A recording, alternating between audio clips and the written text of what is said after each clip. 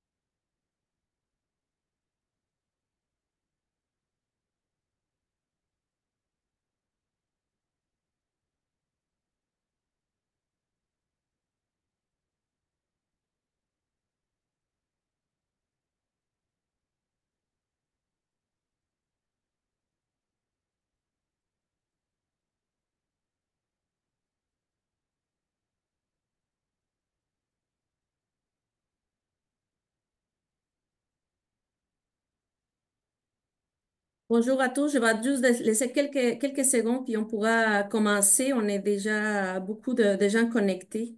Alors juste dans 10 petites secondes, là, on va commencer les webinaires. Merci.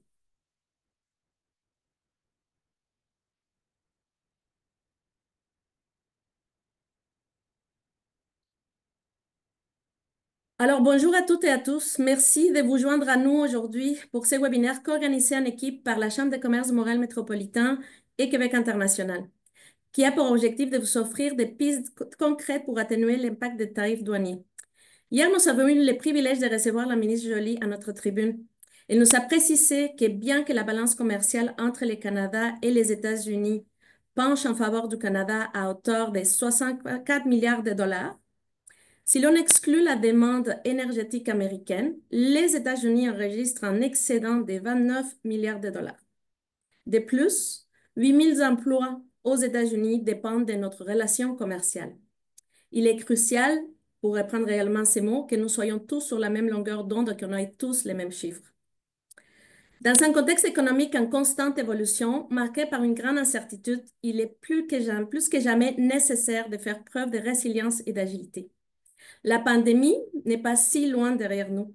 Et aujourd'hui, encore une fois, nous devons nous adapter aux nouveaux défis qui se présentent. Si nos calculs sont justes, il nous reste encore 1444 jours sous l'administration Trump. Et pour citer encore une fois la ministre Joly, nous ne pouvons pas réagir à chaque fois comme un chevreuil devant les phares d'une voiture.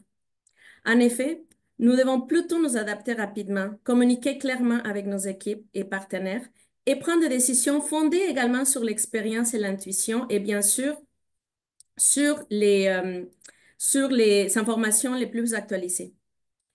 Aujourd'hui, nos experts Dominique de BCF et René de Deloitte partageront leurs analyses sur ces défis économiques et aborderont les stratégies pour naviguer efficacement dans cet environnement complexe. Cependant, soyons clairs, nous n'avons pas toutes les réponses et il y a encore beaucoup de travail collectif devant nous. C'est une occasion à saisir pour s'améliorer ensemble. Enfin, comme vous l'avez vu avec les trois questions qui viennent d'apparaître ou bien que vous avez déjà répondu avant d'entrer sur les webinaires, vos réponses nous aideront à mieux aligner les prochaines actions à progresser avec nos partenaires.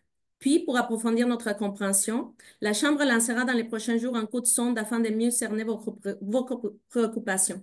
Cette démarche nous aidera à évaluer les défis anticipés et à mieux vous représenter.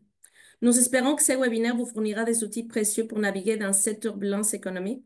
Et je cède maintenant la parole à Émile Aymon, économiste principal chez Québec International. Et pour ma part, je vous retrouve à la fin pour la période de questions. D'ailleurs, petite aussi note importante pour vos questions que vous pouvez envoyer au fur et à mesure et notre équipe, on va les traiter. C'est dans la section Q&A en bas, vous avez une section qui dit Q&A. S'il vous plaît, ne les mettez pas sur les chats, mais plutôt sur la question Q&A. Sur ça, Emile, je te cède la parole. Bon webinaire. Bonjour à tous, je suis très heureux d'être avec vous aujourd'hui. Moi, je suis là pour vous glisser quelques mots sur la conjoncture économique en 2025. Ce que je peux vous dire là, d'emblée, là, prédire le futur, c'est un travail qui est difficile en temps normal. Vous conviendrez donc avec moi là, que peut-être que par les temps qui courent, ça relève encore plus davantage de la sorcellerie. Donc, c'est peut-être à garder en tête quand on va regarder ensemble quelques chiffres économiques avec vous. On peut aller à la prochaine, la première, Hotman. Ouais, encore une fois. Parfait, génial. L'incertitude, je pense que tout le monde, vous le savez déjà, là, c'est ce qui plane et c'est peut-être le mot à retenir pour 2025. En soi, l'incertitude est déjà un défi, qu'il y ait des tarifs ou non, bon, on ne sait pas vraiment ce qui va arriver. Et ça, en soi, c'est un défi pour l'économie canadienne. Quand on regarde les chiffres, là, les prévisions de croissance pour le pays, c'est environ 1,7%. Ça, des, c'est la moyenne qui a été prévue par le secteur privé. Ça, c'est des chiffres qui ont été compilés à l'automne dernier, à la fin de l'année dernière. C'est donc vous dire que peut-être que ces chiffres-là pourraient être révisés à la hausse ou à la baisse, c'est à garder en tête. L'incertitude touche particulièrement les petites entreprises. Ce sont elles qui sont les plus exposées. On a d'ailleurs un sondage qui a été publié la semaine dernière là, qui nous rappelait cet état de fait le meilleur. On peut aller à la prochaine, Othman. Évidemment, l'éléphant dans la pièce, là, Trump, sans vouloir faire de mauvais jeu de mots. Encore une fois, le même sondage que je vous parlais. On a mené un sondage dans la région de Québec auprès des dirigeants d'entreprise. Là, ça a été fait à la mi-novembre, début décembre. Monsieur Trump était déjà élu président. Les tarifs étaient dans l'air déjà, mais c'était peut-être un peu moins aigu que ce l'est dans les derniers jours, peut-être.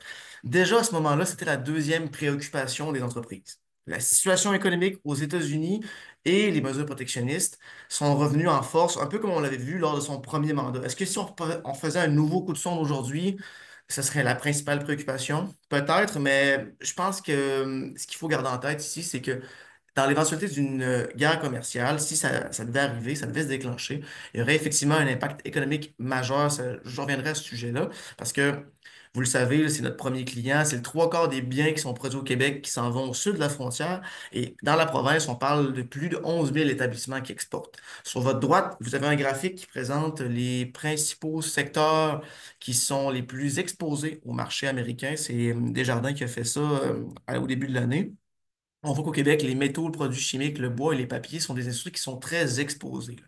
Dans les cas les plus euh, frappants, on parle de près de 50% de la production par exemple, de produits métalliques au Québec qui s'en va au marché américain. Donc, si demain, ce marché-là devenait moins accessible ou on revenait à rebrasser les cartes, il faudrait trouver un moyen d'écouler cette production-là. On peut aller à la prochaine, Othman.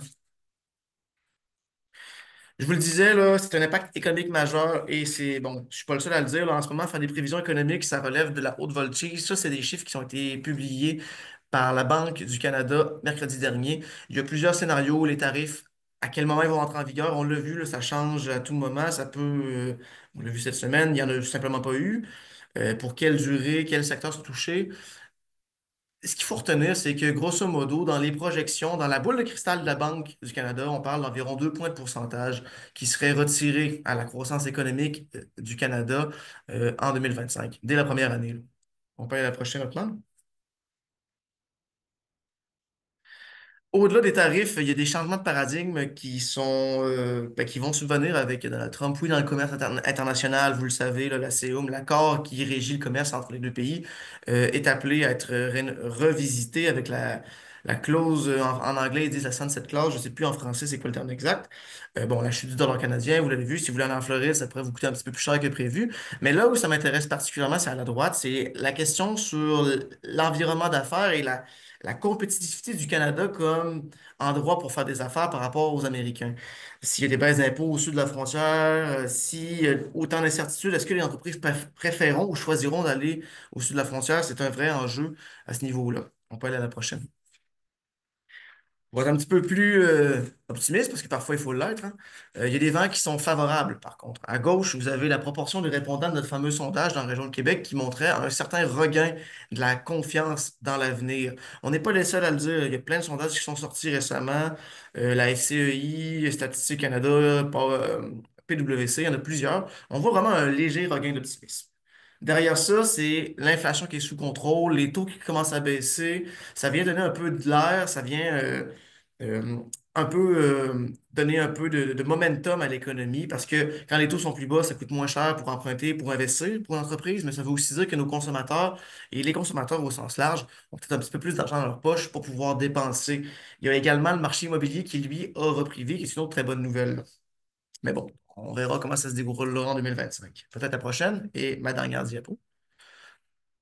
l'incertitude. Est-ce que c'est un obstacle? Assurément, mais j'espère, c'est peut-être un vœu pieux là, que je suis en train de vous faire aujourd'hui. Ce sera peut-être l'électrochoc pour l'économie canadienne de s'atteler à des défis qui traînent et qui, bon, sont, en termes de développement économique pour le Québec, doivent être adressés éventuellement. Je pense notamment à la productivité qui passe, entre autres, par l'investissement des entreprises. C'est pas que ça, c'est un problème beaucoup plus large. Je pourrais vous en parler très longtemps, mais voilà. Qu'arrive-t-il de la question environnementale dans le contexte où notre principal client est dirigé par quelqu'un avec un comportement un peu, des fois, hors du commun, disons comme ça? Est-ce qu'on peut penser à la diversification des marchés? Est-ce que finalement, les entreprises finiront par se diversifier? C'est plus facile à dire qu'à faire. En terminant, un petit exercice à droite, là, si le Canada était le 51e État, j'ai vu ça il n'y a pas très longtemps, ça m'a fait sourire. On serait les premiers en termes d'espérance de vie, en termes de diplôme universitaire, on serait la quatrième économie, on serait un des endroits les plus sécuritaires, mais en termes de PIB par habitant, de richesse par habitant, qui dépend beaucoup de la productivité, on serait presque dernier. C'est un peu ce que là-dessus je vais vous laisser. Quelle sera la place réservée aux entreprises, par le gouvernement, à la question de la productivité, la compétitivité, l'environnement d'affaires? Donc, je m'arrête ici en vous souhaitant un très bon webinaire en compagnie de nos deux panélistes qui sont fort intéressants. Ça commencera avec René Forgue, là, qui est associé chez Deloitte. Il compte plus de 25 années d'expérience en certification, service conseil, auprès d'un vaste éventail de clientèle. Il est un leader de marché de Deloitte à Québec. Il sera suivi par Dominique Babin. Elle est associée chez BSF avocat. Elle fait partie du groupe du droit des affaires. Sa pratique est BCF. BCF, oui, excuse-moi. BCF. Sa pratique est axée sur les transactions commerciales, le commerce international et la conformité. Donc voilà, je vous cède la parole. Merci, Émile. Bonjour tout le monde. C'est un grand plaisir aujourd'hui d'être avec vous et de vous présenter les constats que notre cabinet a fait par rapport aux enjeux des tarifs douaniers qui s'en viennent ou en fait qui ont été suspendus jusqu'au 4 mars prochain. Je tiens sincèrement à remercier également la Chambre de commerce du Montréal métropolitain, de même que Québec international, pour me donner l'opportunité de faire cette présentation.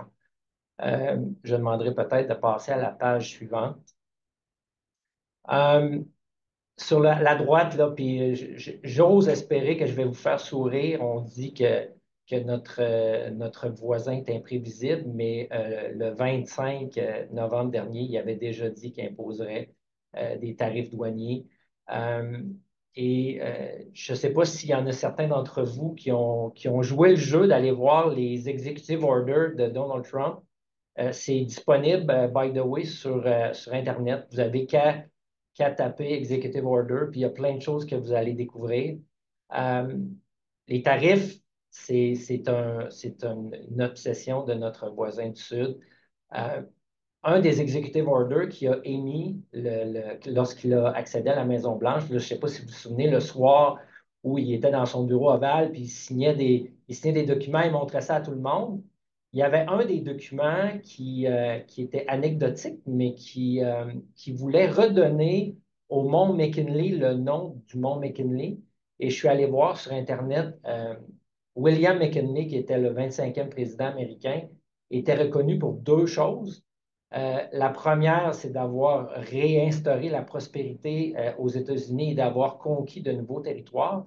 Et la deuxième, c'est qu'il avait utilisé les tarifs pour atteindre ses fins de la prospérité économique aux États-Unis. Alors, c'est anecdotique, mais on voit que c'est quand même ancré dans la réflexion de notre voisin. Alors, c'est important d'en parler aujourd'hui. Page suivante.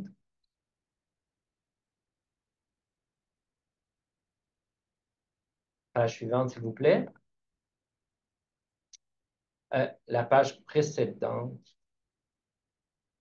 Ah, OK, ben, il manque une page. Alors, c'est pas grave. À très haut niveau, 51%, puis Émile en a parlé tout à l'heure, 51% il y a trois secteurs qui représentent 51% des exportations canadiennes. Les produits, l'énergie, les véhicules automobiles, et là, on parle au niveau du Canada, et les produits métalliques. 76% des exportations canadiennes sont faites avec notre voisin du Sud. Donc, l'arrivée des droits de douane est quand même très important et il faut réagir maintenant. On a jusqu'au 4 mars prochain pour déjà planifier des actions concrètes. Euh, la recommandation générale, je vous dirais, c'est de prendre des actions concrètes à court terme, mais de ne pas faire de façon agressive des décisions que vous pourriez regretter à moyen et à long terme. J'invite à passer à la page suivante. Donc, cette page-là, on va passer un petit bout de temps, puis ne vous inquiétez pas, là, la présentation est relativement longue, mais on va vous la distribuer à la fin de la rencontre. On s'est posé de trois positions différentes. Celle du côté vendeur, donc les entreprises qui exportent vers les États-Unis. Celle du côté acheteur, donc si, en fait, on pense, nous, chez Deloitte, que c'est important que vous vous mettiez à la place de votre client aux États-Unis. Et lorsqu'on travaille des deux côtés de la frontière, donc il y a 10 stratégies différentes qu'on peut utiliser là, pour faire face à ce que notre voisin du Sud a l'intention de faire le 4 mars prochain. Le premier élément qui est super important pour nous du côté vendeur, c'est de discuter avec votre client américain et de voir s'il n'y a pas une possibilité de transférer des inventaires rapidement. Donc, évidemment, on a une pause présentement jusqu'au 4 mars prochain. Transférer de l'inventaire à notre client américain, ça implique peut-être également de faire des termes de paiement avec lui. Ça implique également, lorsqu'on fait des termes de paiement, de peut-être négocier des accommodements avec votre institution financière. Travailler avec la logistique, les compagnies de transport, c'est important. Là, si on décide d'envoyer plus de stock qu'à l'habitude, ça va être important de discuter avec votre transporteur de quelle façon il peut vous aider à ce niveau-là. Évidemment, ce n'est pas tous les secteurs qui peuvent réaliser cette tâche-là. On comprend ça. Il y a les éléments aussi de désuétude des inventaires, de préemption des produits. Évidemment, cette situation-là, cette semaine, on l'a vu dimanche soir, notre gouvernement voulait imposer des contre-tarifs. Alors, évidemment, cette situation-là est valable pour les deux côtés de la frontière. Tout à l'heure, Dominique, évidemment, un collègue très, très aguerri au niveau des ententes contractuelles, va passer à travers l'ensemble des éléments là, qui peuvent toucher les contrats. Donc, je vais lui laisser cette section-là. L'autre élément qui est important, c'est de parfaire la stratégie en matière de prix de transfert puis de créer une entité domiciliée aux États-Unis. Ces deux éléments-là vont de pair. Il y a toutes les notions d'importateur officiel, de marge de distribution, de marge de fabrication. Évidemment, si on a un établissement stable aux États-Unis, on peut transférer une partie des profits et évidemment éviter les droits sur cette partie-là qui est transférée. Je pense que c'est important d'y réfléchir. Évidemment, cette situation-là est très large. Ça implique de la modélisation de données. On a besoin de faire de la planification de scénario et c'est plus que juste les prix de transfert ou l'établissement stable. On parle de taux d'impôt, on parle de droits de douane, de logistique, de frais de distribution. Je vous sollicite évidemment très sincèrement à consulter vos experts en la matière. C'est quelque chose que il n'y a pas de situation unique, chacun a sa propre situation et celle-ci doit être analysée de façon distincte. Rehausser la proposition de valeur liée au client. Je pense que tout à l'heure, Dominique va également en parler. Comment on peut faire pour fidéliser notre client? Est-ce qu'on peut lui faire des contrats de fidélisation, des ententes de rabais, des escomptes de volume? Probablement que vous avez déjà réfléchi à ces éléments-là, mais c'est encore plus important d'ouvrir la discussion avec votre client pour proposer ces solutions-là. Je vois que le temps avance rapidement. Évidemment, on ne sait pas comment les gouvernements canadiens, provinciaux vont réagir, mais évidemment, il y aura sûrement des aides à analyser puis à regarder de ce côté-là. Au niveau du côté acheteur, dans le fond, on se met à la place de notre client. C'est quoi qu'il va vouloir savoir? Puis comment on peut anticiper ses préoccupations? Bien comprendre quel est l'impact de l'imposition des tarifs. Vous pourrez regarder l'executive order au niveau des tarifs parle de produits arrivant aux États-Unis. Donc, un produit, c'est quoi? Est-ce que le service après-vente est inclus? Les frais de transport, et évidemment, là, on peut faire une longue liste. L'executive order est très succinct à ce niveau-là. Il parle d'importation aux États-Unis et de produits. Donc, on peut penser que tout ce qui s'appelle la notion de service et de service après-vente pourrait être exclu à analyser, évidemment. Évidemment, votre client va regarder des fournisseurs de rechange, donc les ententes contractuelles, encore une fois, vont être super importantes à ce niveau-là. Et là, je me dirige tout de suite au niveau du troisième élément. Lorsqu'on a des entités ou lorsque vous êtes une entreprise qui est de deux côtés de la frontière, évidemment, il y a une analyse vraiment holistique qui doit être faite. On a justement un client présentement qui est à regarder l'établissement d'une nouvelle usine. Il se questionne entre l'établir au Québec, en Ontario ou aux États-Unis. Évidemment, il y a un paquet d'éléments qui doivent rentrer en considération. On parle des coûts de production, on parle évidemment des droits des tarifs, on parle de la logistique de distribution, ses clients importants sont à quel endroit, les prix de transfert, évidemment, s'il y a une partie des biens qui sont fabriqués d'un côté ou de l'autre de la frontière. Les taux d'impôt, évidemment, les taux d'impôt fédéraux, américains, provinciaux, canadiens, étatiques et certaines taxes de comté aux États-Unis sont à prendre en considération. C'est de la modélisation qui va devoir être faite, 2, 3, 4 scénarios différents avec des experts. Donc, encore une fois, je vous recommande fortement de consulter vos experts à ce niveau-là. Dominique, je te transférerai la parole si tu veux bien nous parler, puis évidemment, quelques constats de conclusion à la fin de la présentation. Merci beaucoup, René. Très intéressant. Merci, oui, pour l'invitation à vous parler aujourd'hui dans cette période de turbulence. Donc, René a bien expliqué les éléments d'une stratégie globale pour atténuer les impacts d'une hausse des tarifs. Là, comme vous voyez, il y a plusieurs éléments à considérer, puis il faut s'assurer d'avoir les bonnes discussions avec les bonnes personnes. Un des éléments que René a mentionné, c'est de passer en revue les contrats que vous avez avec vos clients et vos fournisseurs. On parle beaucoup là, de bien connaître et de bien maîtriser la chaîne d'approvisionnement. Puis les contrats en font partie, puis c'est un élément essentiel. Mais on va regarder ensemble pour voir comment faire cette revue de façon structurée, puis surtout quoi regarder dans les contrats. Parce que vous avez vous regardez peut-être un contrat par 6 mois, là, mais moi, je vous dis, j'en vois 15 par jour, puis il n'y a pas un contrat qui est pareil comme un autre, puis il n'y a pas une analyse qui doit se faire de la même façon, mais il y a quand même des choses qui reviennent de un à l'autre.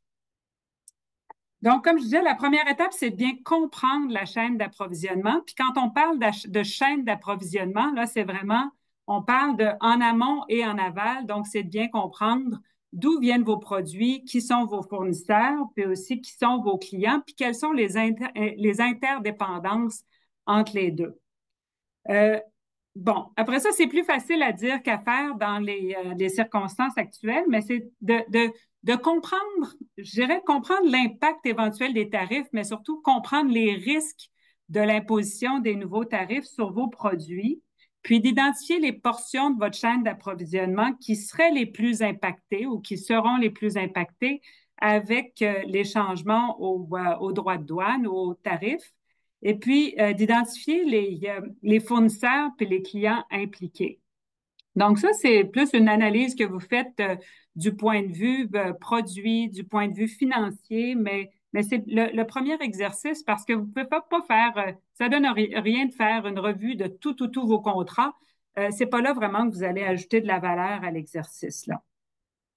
Donc, une fois que vous avez vraiment identifié les principaux risques dans vos chaînes d'approvisionnement, ben, posez-vous la question si vous avez des contrats avec les fournisseurs et les clients. Des fois, on pense qu'un bon de commande, en fait, un bon de commande, c'est un contrat. C'est juste qu'un bon de commande, c'est un contrat à court terme qui est bon juste pour les biens qui sont décrits dans la commande.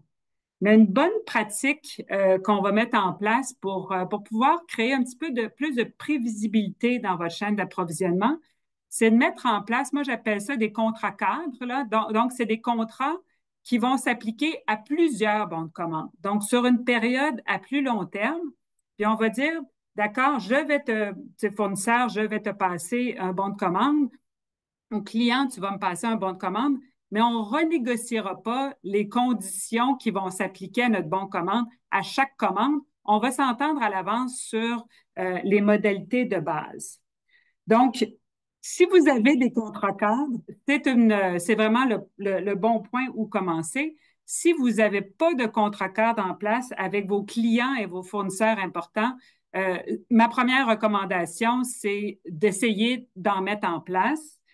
La bonne nouvelle, c'est que les entreprises américaines, on en parlait hier, René, notre expérience, c'est vraiment que les entreprises américaines ont plus l'habitude de travailler avec des contrats, puis les contrats sont plus complexes que les contrats auxquels les entreprises typiques québécoises sont familières. Donc, soyez pas gênés de proposer un contrat à long terme qui est plus robuste que ce que vous pouvez avoir avec une autre entreprise québécoise. Les relations transfrontalières sont plus complexes, puis ça mérite souvent des contrats qui sont plus sophistiqués. Donc, soyez pas gênés de proposer de mettre en place un contrat à plus long terme. Puis dites-vous que ça va être probablement un de vos meilleurs outils pour gérer les risques puis l'incertitude. On ne sait pas ce qui va se passer dans 28 jours, là, mais ce n'est pas un exercice qui sera inutile, ça, je vous le promets, là. Donc, une fois que vous avez identifié les contrats, mettons-nous dans une situation où vous avez des contrats cadres qui sont en place avec vos clients et fournisseurs importants. Donc, posez-vous la question, quelle est la durée de ces contrats-là? Si le contrat est encore en vigueur pour une période de 2 ans, ben, l'approche, ça va être d'analyser ce qui est dans le contrat puis voir si est-ce qu'on essaie de le renégocier. Si le contrat vient à échéance bientôt, ben, peut-être que la stratégie, ça va être de tenter d'en renégocier un autre, en sachant que c'est toujours plus facile de faire des modifications à quelque chose qui a déjà été convenu que de repartir à zéro. Donc, ça, c'est juste d'être réaliste aussi dans son approche de négociation. Il y a plusieurs contrats à long terme qui se renouvellent automatiquement. Puis là, il faut voir quelles sont les conditions de renouvellement. Est-ce que ça prend est-ce qu'il faut avoir atteint une certaine performance? Si on ne veut pas le renouveler, est-ce qu'il faut donner un avis? Si oui, c'est quoi le délai qu'il faut respecter pour donner l'avis de non-renouvellement? Donc, vraiment, là, la première clause à regarder, si vous avez des contrats à long terme avec disons, un client américain, c'est de regarder la durée. Puis, si vous êtes pris avec le contrat, si vous êtes capable de vivre avec, ou si vous devriez en renégocier un nouveau. Donc maintenant, il y a quand on gère les risques, là, il y a plusieurs angles desquels on peut regarder un enjeu. Puis, tantôt, on disait, ben, on peut regarder la relation avec le fournisseur, avec le client. Le fournisseur peut être aux États-Unis, le fournisseur peut être en Chine, le fournisseur peut être au Québec, le client peut être... Donc, on ne peut pas aujourd'hui regarder tous les scénarios, mais ceci étant, là, ça va nous faire plaisir de regarder des scénarios particuliers. Mais juste pour les fins de la discussion aujourd'hui, prenons le scénario où vous travaillez pour une entreprise québécoise et puis vous êtes un manufacturier qui a plusieurs composantes qui viennent de divers endroits dans le produit que vous manufacturez, que vous le vendez à un client américain.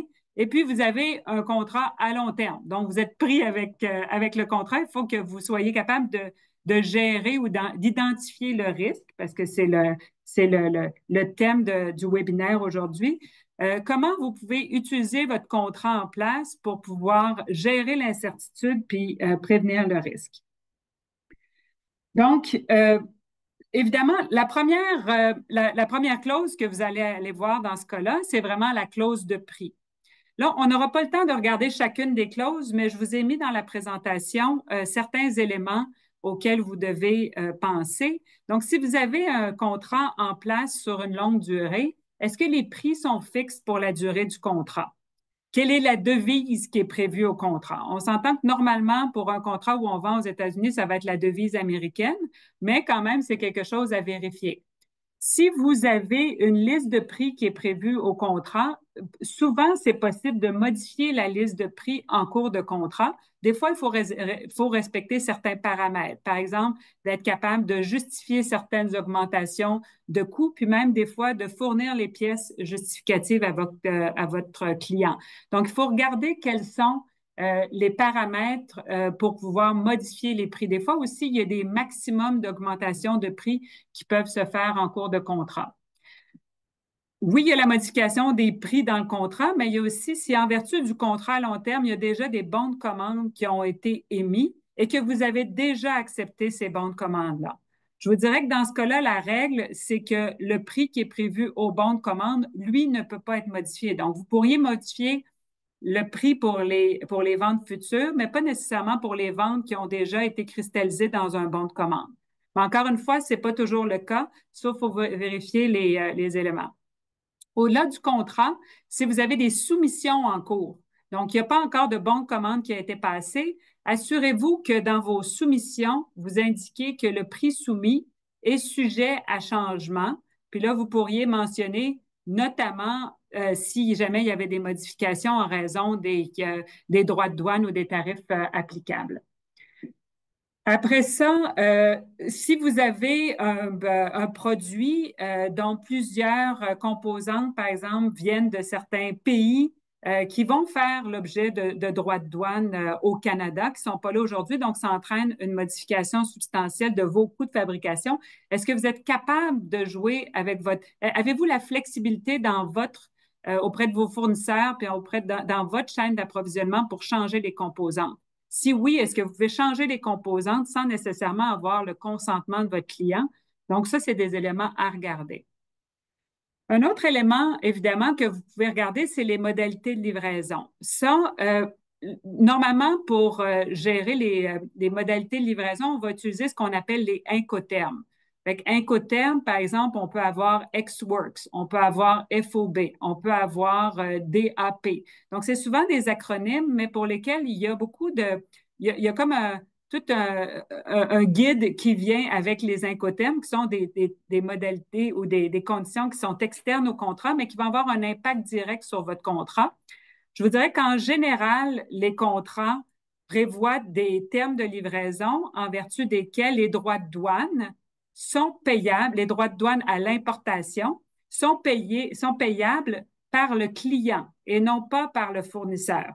Donc, il y a juste une exception, c'est l'incoterme DDP, là, qui est Delivered Duty Paid, en vertu duquel c'est le client qui va payer les droits de douane à l'importation. Sinon, il faut faire attention aussi de pas confondre les obligations quant au paiement des droits de douane avec ce que vous avez peut-être avec votre courtier en douane, là. Parce que des fois, il y a la question de qui va le payer au moment de l'importation, mais après ça, qui a la responsabilité financière? Est-ce que vous pouvez l'ajouter au prix par la suite? Donc, ça va plus être dans votre contrat de vente ou le contrat cadre dont on a parlé, là, que ça va être régi. Écoutez, je vois qu'il est déjà 1h35. J'ai passé 3 éléments sur 10. Les autres éléments, bon, il y a les clauses de résiliation, l'exclusivité, les achats minimums, la force majeure, les changements substantiels, la loi régissant le contrat, les indemnités, les pénalités. C'est vraiment tous des éléments.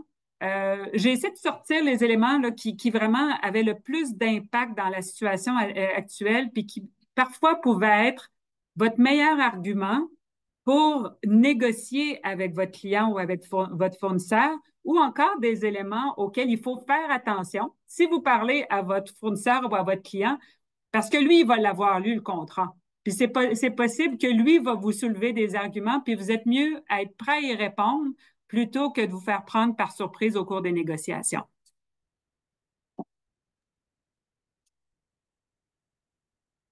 Donc, Émile, je te repasse la parole pour les questions, mais évidemment, là, j'ai encore beaucoup de sujets à couvrir, mais j'espère qu'il y en a qui vont être couverts dans les questions. Oui, Merci à vous tous. C'est fort intéressant. Randy, juste avant de te passer la parole, juste prendre encore la peine de remercier là, René comme Dominique. Là, c'est fort intéressant. Euh, Juste dire comme ça, là, j'ai l'impression que René, la stratégie adoptée selon différents points de vue, comme Dominique, quand tu soulignes les points à surveiller dans les contrats, je pense qu'on est dans une situation où c'est de la gestion de risque pour les entreprises. Donc, merci à vous deux. Et Randy, tu peux y aller. merci beaucoup. Puis sachez que... Oh, on mute. OK. Là, vous m'entendez, je pense. Merci, Émile, et merci évidemment, Dominique René. Sachez que toutes vos questions, on a plein de personnes que vous ne voyez pas qui travaillent aussi à s'assurer de ne pas perdre. Il y a certaines que j'ai déjà répondu, mon équipe aussi.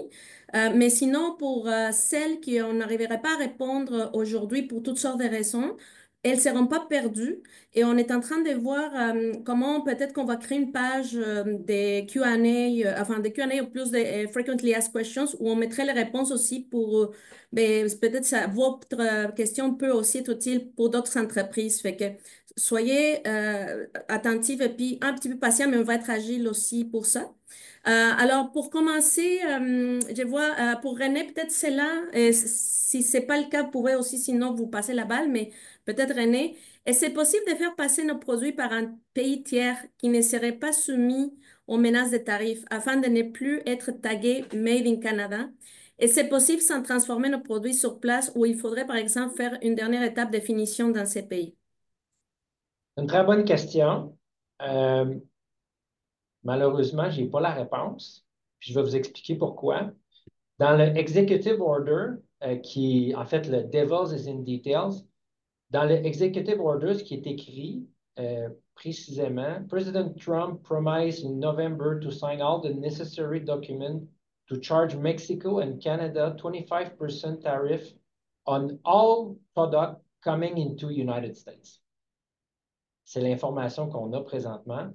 Donc, les stratégies pour contourner les droits de douane, soit en faisant fabriquer dans un pays, transformer dans un pays qui est exempt de droits de douane, c'est une excellente question auquel présentement on n'a pas la réponse. Merci, René. Puis oui, pour répondre à déjà plusieurs commentaires, oui, vous aurez accès au contenu. Fait que ça, c'est répondu. Ensuite, peut-être pour Dominique, je n'ai pas vu dans l'executive order une mention concernant les produits d'origine. Est-ce que ce serait tout ce qui est envoyé à partir du Canada qui serait taxé ou précisément les produits ayant comme country of origin le Canada? Par exemple, un produit américain que l'on revend aux États-Unis serait-il sujet aux droits de douane? Oui, bien, ça recoupe un peu la question précédente, mais tu sais, si je regarde l'executive order, on parle de all articles that are products of Canada as defined by the Federal Register Notice. Fait que là, donc, c'est ces biens-là qui sont sujets à additional 25% duty.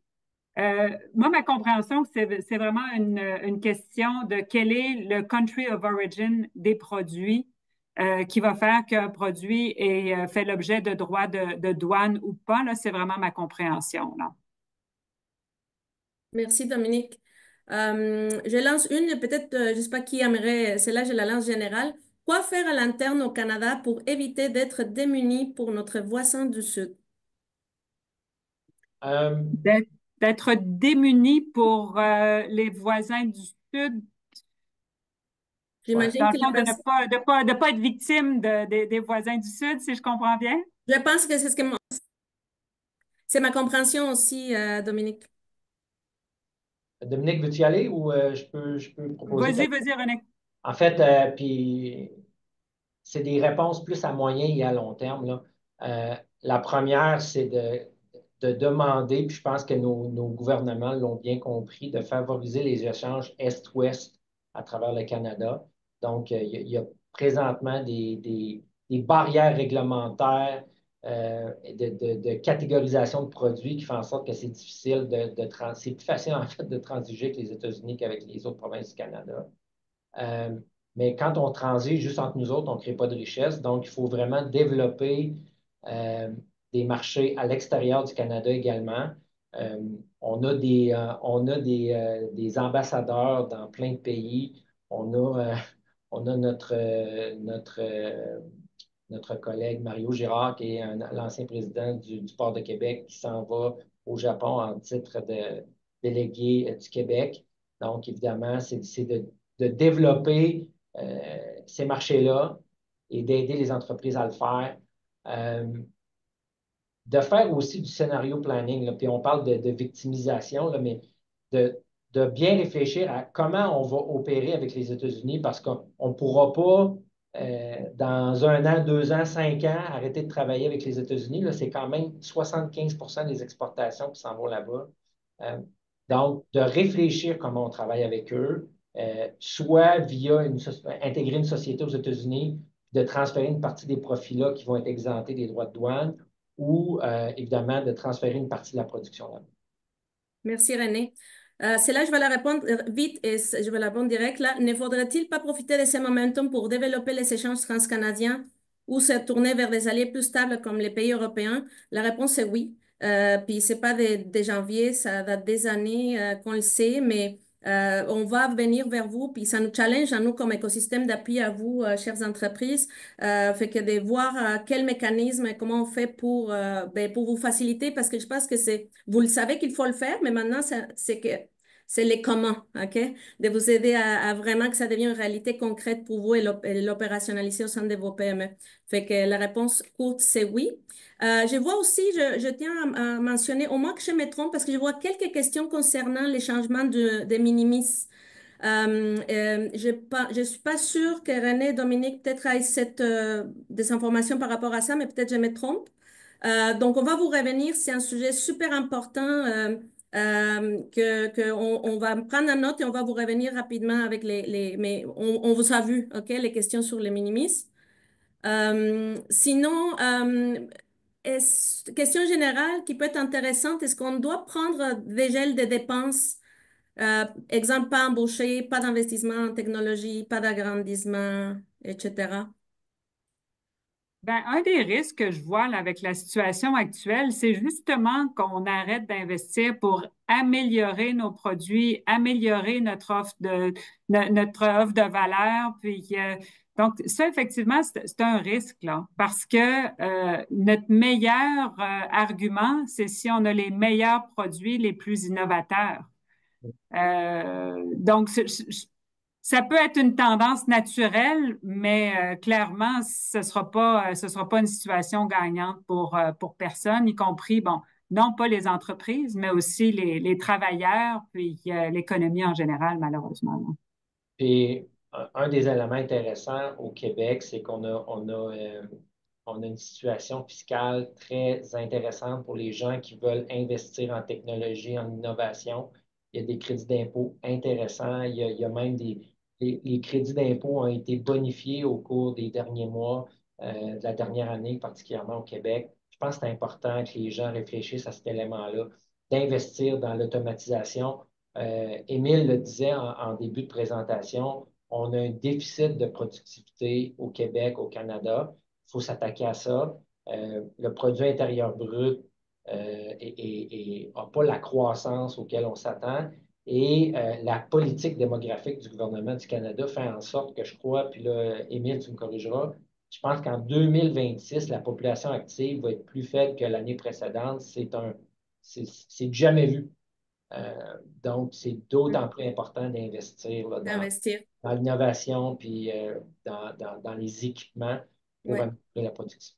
Et Puis, entre autres, Investissement Québec a une grosse initiative pour ça. Je vous invite à aller la voir si ce n'est pas déjà le cas. Ouais. peut-être un élément à ajouter, puis je pense, c'est drôle, on n'en parle pas du tout, mais c'est l'importance de la propriété intellectuelle. Si on a des innovations qui sont brevetables, puis que le brevet est enregistré aux États-Unis, ben de facto, on a un monopole. Et puis, si le client veut pas acheter directement notre produit, puis le faire fabriquer par quelqu'un, ben peut-être que les revenus vont se faire sous forme de dividendes plutôt, ou de royautés, ou de redevances, Il y a une sens. plutôt que sous la forme d'un prix de vente. Donc, l'innovation, si c'est bien fait, si c'est bien protégé, puis si c'est bien géré, ça peut être une source de richesse là, Ouais. en soi. Là. Les programmes d'investissement qu'avec s'appelle Grand V, V de vitesse pour ceux qui étaient curieux. Une autre question, est-ce que les produits digitaux sont touchés par les tarifs? Nous exportons des logiciels en mode SaaS aux États-Unis. J'ai cru comprendre que ça touchait uniquement les produits physiques, mais j'aimerais confirmer. Sommes-nous impactés en tant qu'éditeur de logiciels? J'ai vu qu'il y avait deux questions dans ce sens-là. Encore une fois, je vous ramène à l'executive order. Il parle de produits. Est-ce que les modalités d'application vont différer, vont inclure les services ou les logiciels? Je n'ai malheureusement pas cette réponse-là, mais quand je le lis, j'aurais tendance à croire que ça regarde les produits physiques. C'est ma compréhension aussi. Puis Mais SaaS, vraiment, c'est Software as a Service, donc c'est vraiment un service. Puis mon indication, c'est que l'executive order ne le couvre pas. Exact. Mais peut-être juste à garder en tête, parce que je me permets, parce que hier, j'ai parlé justement avec une entreprise de services, et puis même si en effet, ça touche surtout les produits physiques, il faut quand même garder en tête que la réaction de certaines entreprises ou de vos clients américains, s'ils se voient dans une situation aussi financière plus précaire, va être de couper certaines dépenses. Et donc, dans l'ordre de priorité des choses, peut-être qu'il y a dans ce sens, certaines entreprises de services qui pourraient voir certaines contrats se voir peut-être enfin, être très réduits ou annulés. C'est plus, je dirais, en effet, des ricochets. Là, c'est comme En fait, je pense que le deuxième. commentaire qu'on entend, c'est que tout le monde va être touché par la situation puis l'augmentation des tarifs ici. Puis même, tout le monde est déjà touché par l'incertitude. Exact. Puis en parlant de ça, justement, il y a quelqu'un qui nous partage que nous étions à cheval, je pense que c'est peut-être pour toi, René, nous étions à cheval sur la négociation d'un gros, bon, quoique, à cheval sur la négociation d'un gros contrat avec des clients américains au moment où Trump a annoncé les frais. Comment est-il possible d'adopter une stratégie de prix viable alors que l'incertitude est plus palpable que jamais? Une Ben, très... je, Vas-y, Dominique, c'est une clause contractuelle, je pense. Oui, c'est ça. je pense que justement, c'est le bon moment pour négocier le partage des risques, là. Mm. Donc, qu'est-ce qui va arriver? Qui va absorber ce 25%-là? Aussi, il faut garder en tête que le dollar canadien va probablement être impacté aussi par l'augmentation des tarifs. Donc, faire l'analyse là, avec l'impact pour les deux parties, puis comment les deux parties se partagent cet impact-là. Une autre raison pour en discuter d'avance, là, plutôt que de simplement être affecté par la situation si elle se présente, puis quand elle se présente. Là. D'ailleurs, un peu aussi tout est dans tout, hein, de toute manière, mais dans un contexte de contrat de vente avec frais d'importation inclus. Dans ce cas, l'entrepreneur nous parle d'un incoterm DDP. Est-ce que l'augmentation des prix aux clients reliés aux tarifs peut être exemptée si on laisse se part clairement sur la facture ou il y aura une double taxation? Non, je pense que ça va être. Le DDP, ça implique que les frais, les droits de douane à l'importation sont payés par le vendeur, donc il n'y aura pas de droits de douane additionnels qui vont être chargés à ça. Ce n'est pas une punition à l'importateur canadien, c'est vraiment un droit de douane applicable à des produits canadiens importés aux États-Unis. Là. Donc, il n'y aura pas ben, par contre, un élément, c'est que les droits de douane, les nouveaux droits de douane imposés seraient en sus des droits de douane qui sont déjà applicables. Donc, il y a déjà des droits de douane qui sont applicables. Donc, des fois, ça pourrait être même plus que 25% dans certains cas. Hein. Il y a des types de produits qui sont déjà taxés à l'euro on se parle. Ça marche. Équipe, là, je me manque de... C'est quoi la prochaine, s'il vous plaît? Et sinon, en attendant, je ne sais pas si vous voulez faire d'autres précisions René, Dominique, Émile? Ouais. En fait, en conclusion, peut-être, faire attention à ne pas prendre des décisions drastiques à court terme que vous allez regretter à long terme. Euh, Parler à vos clients, ça, je pense que c'est la chose la plus importante à faire à court terme, c'est d'établir le dialogue. Euh, Au cours des derniers jours, moi, j'ai eu des discussions avec des clients, puis le réflexe, aussi surprenant que ça puisse paraître, hey, on ne parlera pas de notre client, là, je ne sais pas trop comment il va réagir, mais c'est le contraire. Il faut ouvrir le dialogue, puis de voir. On apprend beaucoup à discuter avec eux. Euh, les États-Unis, c'est un pays de droit, puis je pense que Dominique l'a bien expliqué tout à l'heure. Donc, de bien connaître notre contrat, d'avoir la discussion avec le client et de sécuriser, de fidéliser notre client, soit avec des problèmes de fidélité, soit avec des escomptes de volume, soit avec des ententes à plus long terme. Je pense que ça permet de réduire les risques. Faire de la planification de scénario. Je pense qu'il nous reste un mois pour dire, ben, qu'est-ce qu'on fait si? Parce qu'on peut avoir des tarifs, on peut avoir des tarifs de 25 on peut reporter. Dans l'executive order, euh, ils disent que là, il faut régler les problèmes de drogue aux frontières, mais dans un autre paragraphe, le président dit qu'il veut utiliser ça pour établir le succès de l'Amérique. Alors, il, Je il danse un petit peu des deux côtés. Euh, Déjà commencer à se diversifier Est-Ouest. Peut-être regarder aussi à négocier des contrats de change à terme. S'il y a des tarifs, le dollar va bouger. On l'a vu cette semaine. Lundi, le dollar canadien avait perdu 1% de sa valeur. Euh, Puis, les décisions importantes, moi, je vous invite à consulter vos aviseurs légaux, vos fiscalistes, vos gens en prix de transfert. Euh, L'utilisation de l'intelligence artificielle pour modéliser de la donnée peut être intéressant également, puis évidemment pour les plus grandes entreprises. Et si vous ne les avez pas ou si vous n'avez pas tous les experts autour de vous, demandez-nous. Donc moi, là, j'ai compris d'ailleurs pourquoi mon équipe m'envoyait plus de questions, c'est parce qu'on a déjà dépassé les 5 minutes. Alors, pour tout respect aussi du temps de Dominique, René, Émile, on va couper là. Cependant, encore une fois, je vous rappelle, chères entreprises, vos questions ne sont pas perdues. On va juste trouver une petite méthode pour vous relancer les réponses. Sachez encore une fois on va être là pour vous, tout l'écosystème. On travaille fort pour justement voir les comment et qu'est-ce qu'on va mettre en place pour vous appuyer proprement. Je vous laisse aussi en vous recommandant si vous ne connaissez pas déjà votre ORPEX autour de vous, qu'est-ce que c'est un ORPEX? C'est un organisme régional de promotion des exportations. Il y en a une vingtaine répartis par toute la province. C'est la meilleure manière, c'est une bonne porte d'entrée pour justement, si vous manquez quelques experts, etc., ils vont pouvoir vous aider. Fait que allez-y sur les sites et on va vous l'envoyer par courriel aussi, mais c'est C comme commerce, I comme international, québec.ca. Et avec votre code postal de où votre entreprise est enregistrée, vous allez pouvoir trouver l'AirPEX la plus proche de vous. Et ils sont là pour ça. On est là pour ça, la Chambre en étant un également pour les territoires du centre-ville et sud-ouest de l'île de Montréal. Sur ça, je vous laisse, mais merci beaucoup pour votre intérêt. René, Dominique, merci de nous avoir dédié ce temps et puis nous éclaircir. On comprend que chaque cas et chaque entreprise mérite ses réponses personnalisées. Alors, on invite évidemment nos entrepreneurs à vous rejoindre également. Émile, merci beaucoup. C'était un plaisir de travailler avec Québec International encore une fois.